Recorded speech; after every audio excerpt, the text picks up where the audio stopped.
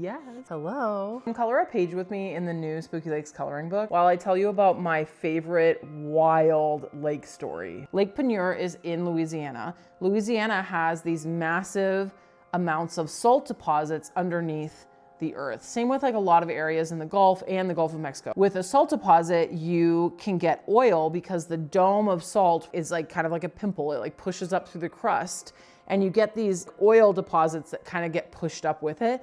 So it's like kind of conveniently located oil that's close to the surface and it's easy to get basically. And so what happened was there was an oil drilling platform in the middle of this lake where they were drilling down for oil. Suddenly, the entire platform started to shake and all of the water from the lake started to swirl and like drain into the abyss. Like they didn't know where the water was going. They evacuated the drilling platform and they evacuated all of the ships and the barges that were on the lake. And everybody's watching from shore as what might have been the largest maelstrom whirlpool just sucked away all of the water in Lake Penieur, right? We're talking about like giant barges because this lake was connected to the Gulf of Mexico. So the Gulf of Mexico actually turned around, like the river actually turned around and the water started flowing from the Gulf of Mexico into Lake Penieur because it was all draining out. What they didn't know or they didn't realize until later was that they had punctured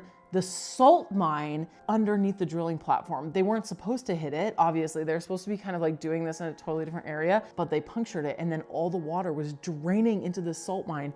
And there was 55 miners in the salt mine. Luckily, somebody noticed the water coming in and they all started to evacuate, but they could only take this ancient shaft elevator out of the salt mine, right? 8 men at a time were taking this elevator up and they all got out. So all the people on the drilling platform, all the people on the barges, all the people in the salt mine, they all escaped. All of this was like over within a few minutes and the lake was completely drained. Gulf of Mexico flooded it. So now it's a brackish body of water.